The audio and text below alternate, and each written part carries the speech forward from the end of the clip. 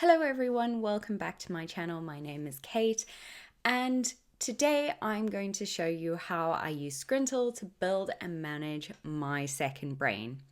If you're looking for a powerful and intuitive way to organize your thoughts, ideas, projects, this video is for you. So first off, if you don't know what a second brain is a system for organizing your thoughts, your ideas, your little snippets of information that you sort of gather throughout your time. For me, it's when I am doing my research for university and I kind of have these little moments of when I'm reading and I think, oh, that's a really, really great idea. Let me write that down or something to that effect. And the idea behind a second brain is that it helps you to capture those ideas, organize them, connect them. And so you can focus on creating something, you can focus on creating instead of trying to actually remember everything in your mind. And I used to use Notion for this. Notion worked really well. I know there are a lot of videos out there on this platform that talk about Notion as a place for the second brain, but I recently transitioned my second brain from Notion to Scrintal, and it has so easily become one of my favorite tools to use. Let's swap over to the Scrintal board and let me show you how I do this. All right, friends, welcome to my second brain, the collection of my thoughts and processes and all kinds of wonderful, great ideas. I must admit that when I transcribed my second brain from Notion into Scrintal, I did do a little bit of a cleanup. And so I'm very, very happy about the way that it looks and how I've pulled this all together. I will show you how I've done this, but I also am just loving the visual aspect of the second brain.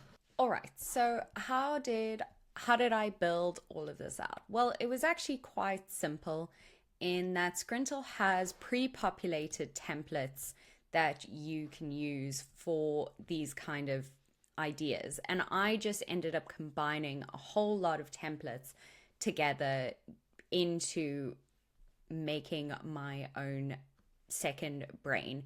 So I will just show you here. I will start a new board just so you can see.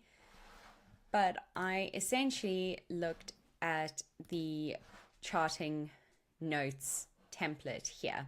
This was what I kind of started with as the basis for my Scrintal boards, but instead of utilizing the list items, whenever I had an idea or I had a piece of information that I wanted to record into my second brain, I would create a new document and link that document under the required column. So if you go back into this board, for instance, under studies, for instance, these are all documents that I have collated where I have thoughts from things that I've read or during lectures when I've had ideas.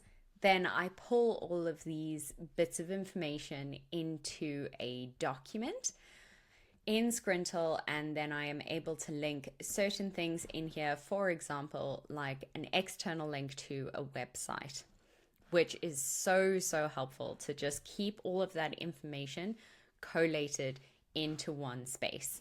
Now, what's also fabulous is that if you saw that I clicked on this note is actually linked to these other notes that I took as a part of my sources space. And I'll talk a bit about how I've structured it. But what I love about the fact that you can link documents together is when, for instance, if you go into this document, I have at the bottom linked other documents that I sort of read in that I read as a consequence of this initial idea, and those summary documents I pulled into my sources tab. But because they are linked, I can now see where they come from and where they fit in, but it also provides that information in a separate space, which I think is so helpful. So essentially, whenever something pops into my head, whether it's a book summary, for instance, or a project idea, or even just a random thought, I create a new document in my second brain. For example, let's say that I am sitting in lectures and one of the lecturers will talk about language as a process of change and in relation to colonization and colonialism. So I will then create that note or create that document straight away that talks about that, because I think this is really interesting. And maybe I will then connect it to a particular book or something to that effect, and I might include a page reference on something that I thought about. Now, this doesn't necessarily relate directly to my research all the time, but you just never know when this kind of idea will come round. So I like to keep everything recorded as far as I can.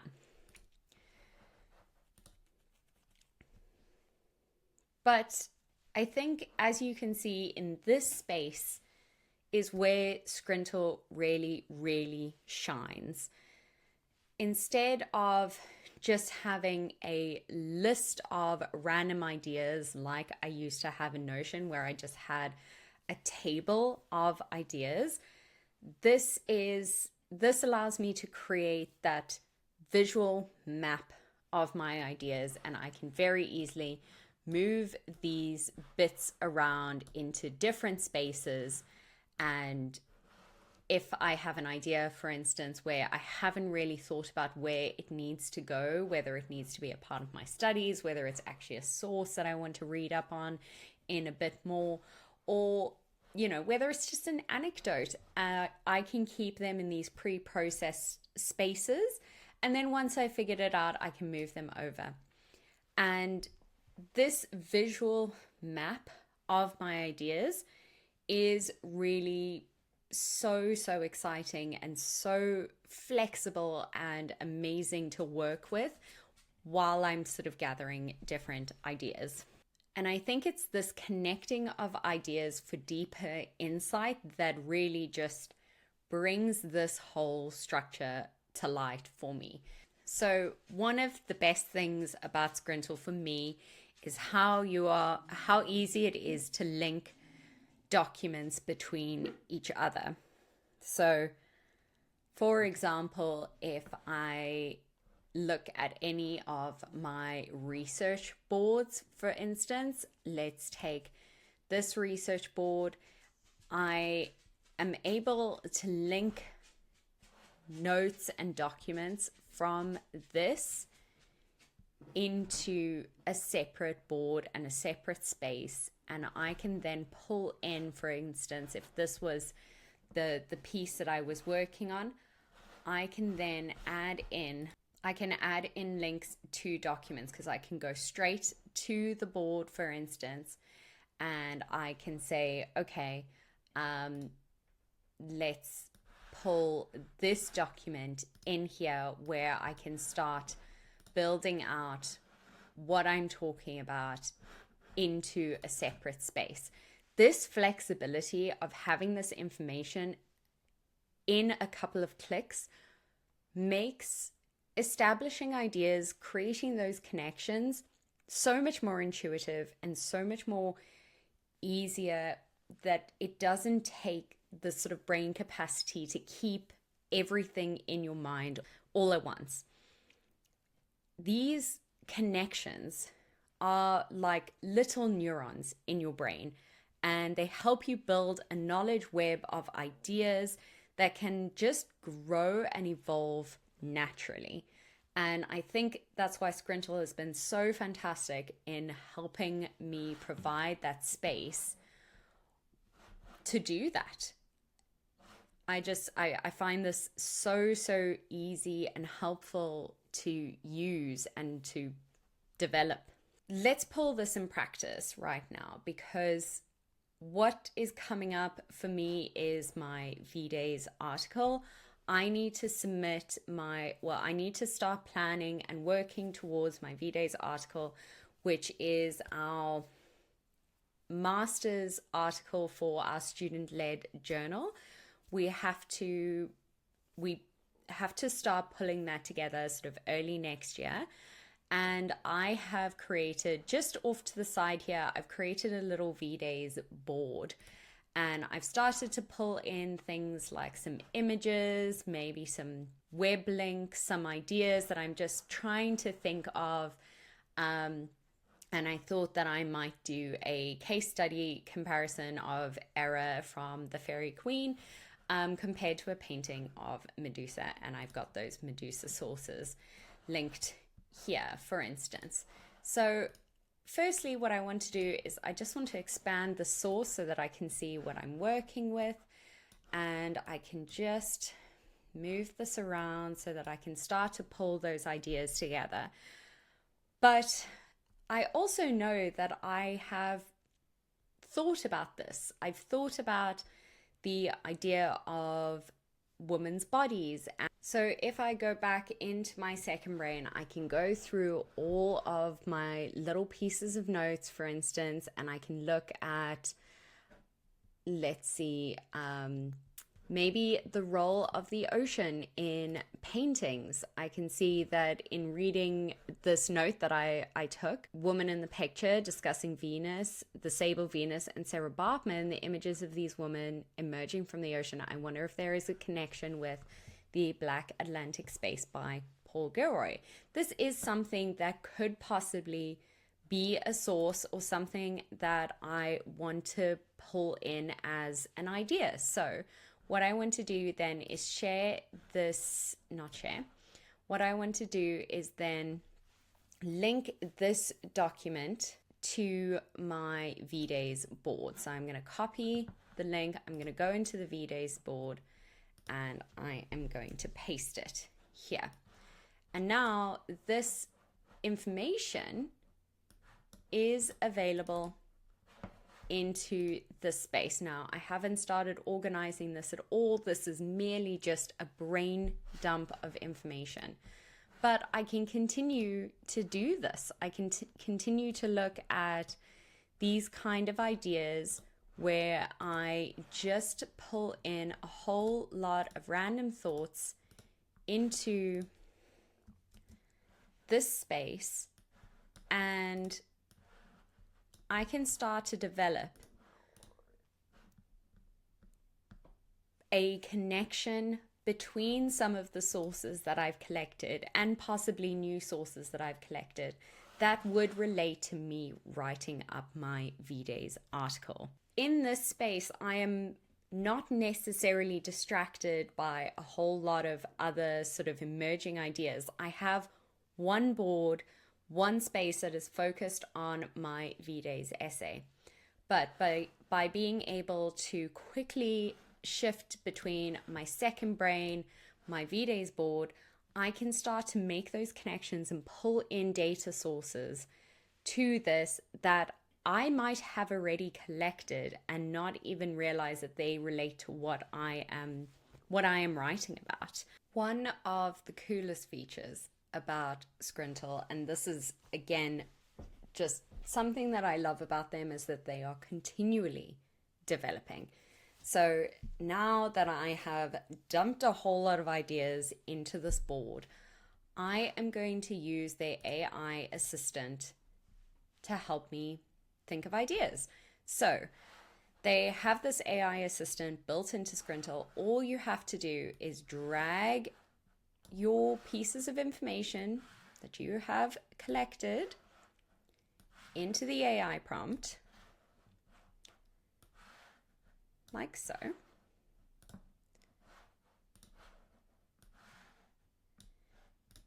and in the prompt say, give me ideas based on these notes for my article.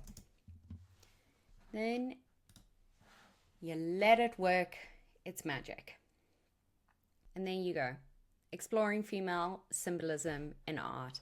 Discuss how figures like Medusa and mermaids have been used to symbolize various aspects of femininity, power, and danger in art history.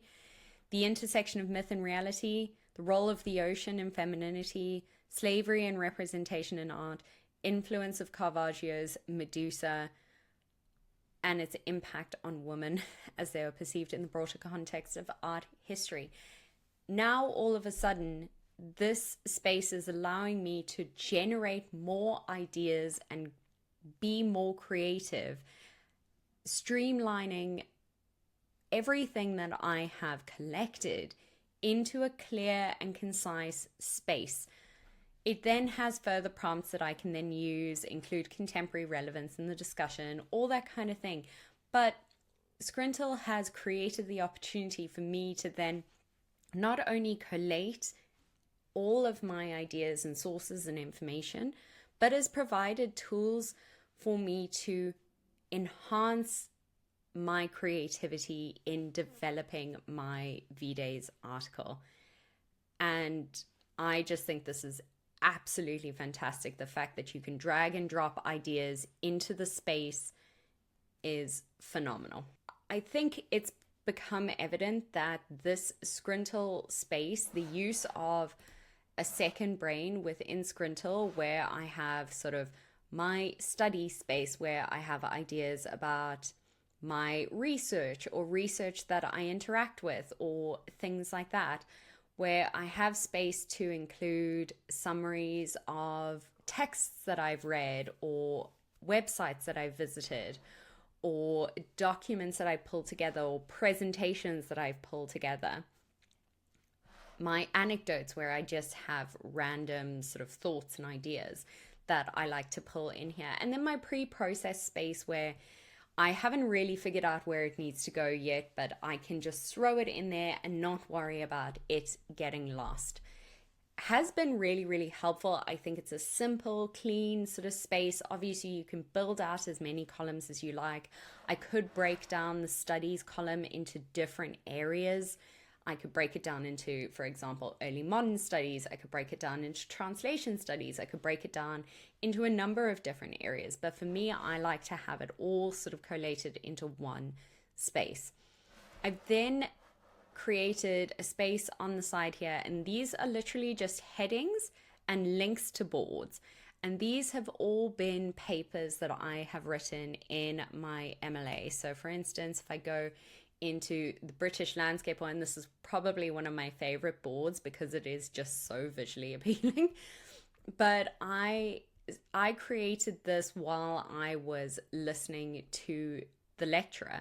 These are the lecturer slides, and I simply took screenshots of them and then placed them in a manner, a basic flow, a visual flow that helped me to collect the ideas based on what she was saying. And I think it's a really, really helpful space that I can then derive my essays from. I also just have a document here. This is a presentation that I did in my fiction class. This is literally just a document. So Scrintal doesn't necessarily have to just be about the visual. I suppose the idea behind it is that it is an organizational tool that is beyond phenomenal. So, I mean, in summary, Scrintal is incredible. I have used it for so many months now. It keeps developing, it keeps changing. I love that the company is a small company who really, really listens to their customers, and it allows me to focus on making those connections between the ideas that I've had. And unlike sort of traditional note-taking apps, Scrintal really encourages that sort of sense of creativity, and for me, certainly makes everything feel a little bit less overwhelming. I am not a big virtual planner. I like to have a written down planner, but sometimes I like to just keep some notes and some priorities in mind. For example, recording the Scrintal video. That I know I need to kind of have at the top of my mind. This is just a few things that I need to remember as I'm going through the week. This is by no means my calendar. This is literally just a space for me to throw notes down and keep them in a space where I'm not going to forget them. And I find that creating these visual spaces for me and having everything in one space rather than 1,000 different tabs, I think it's just so much more neat and tidy and organized, and I absolutely love it. So a couple of final thoughts that I just wanted to talk about when you are thinking about building out your own second brain with Scrintal. The first thing is to get into the habit of capturing everything. Start by jotting down your ideas in a commonplace book. This is the one that I use. This is from Paper Republic, and the notebook is refillable, so I can jot down ideas in a very non-aesthetic manner. And then I take these ideas that I have, because this goes everywhere with me, and I can then transpose them into my Scrintal with links or images or videos or websites or sources, and it really just helps to keep everything connected. By creating those connections then in Scrintal, like I've shown you today, I am able to uncover these patterns or insights or collections of bits of information that I wouldn't be able to do if everything was kind of jumbled and jammed into my brain. Staying organized and focused on your specific projects by using your keyword searches, by using the AI tool, you really find yourself being able to collate the information that you need while also staying on task.